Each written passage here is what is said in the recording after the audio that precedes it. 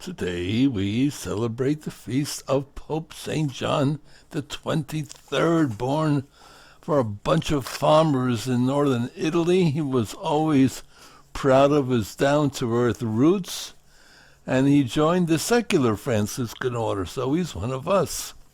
After his ordination in 1904, he went to Rome to study canon law, ended up working for the bishop's secretary. He was a history teacher in the seminary and also published a diocesan newspaper. During World War I, he served as a stretcher bearer, and in 1921 he was made national director of the Society for the Propagation of the Faith in Italy. At the same time, he was also teaching patristics in the seminary. He became a papal diplomat, first serving in Bulgaria and Turkey, and then in France.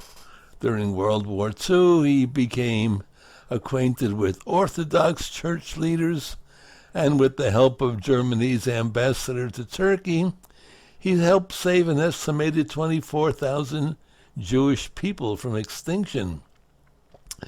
He was named a cardinal in 1953, and therefore he was the Patriarch of Venice. He was finally a residential bishop.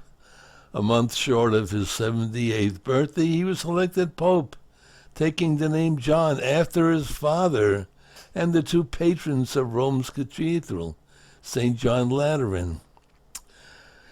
He took his work very seriously, but not himself. His wit soon became proverbial. His most famous encyclicals were Mother and Teacher, Mater et Magistra, and Peace on Earth, Pacem in Terris. He enlarged the membership of the College of Cardinals, made it more international, and when he opened the Second Vatican Council, he criticized the prophets of doom, who in these modern times see nothing but prevarication and ruin. He set a tone for the council when he said the Church has always opposed errors.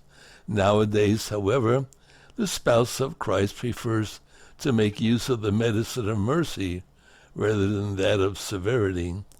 On his deathbed, he said, "It is not that the gospel has changed. It is that we have begun to understand it better.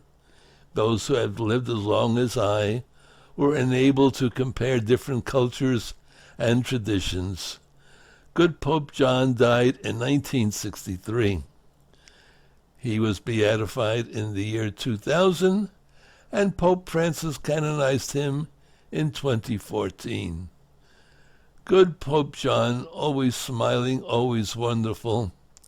I don't know if you know the story, but when he was elected Pope, he decided to go visit the prisoners in the jail in Rome.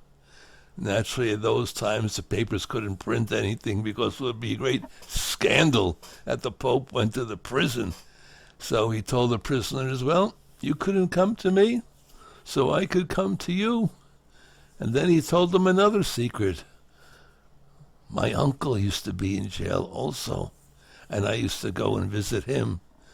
But those were not printed in those days, but they certainly are printed today. Oh, God bless him. St. John, the smiling Pope, the good Pope John.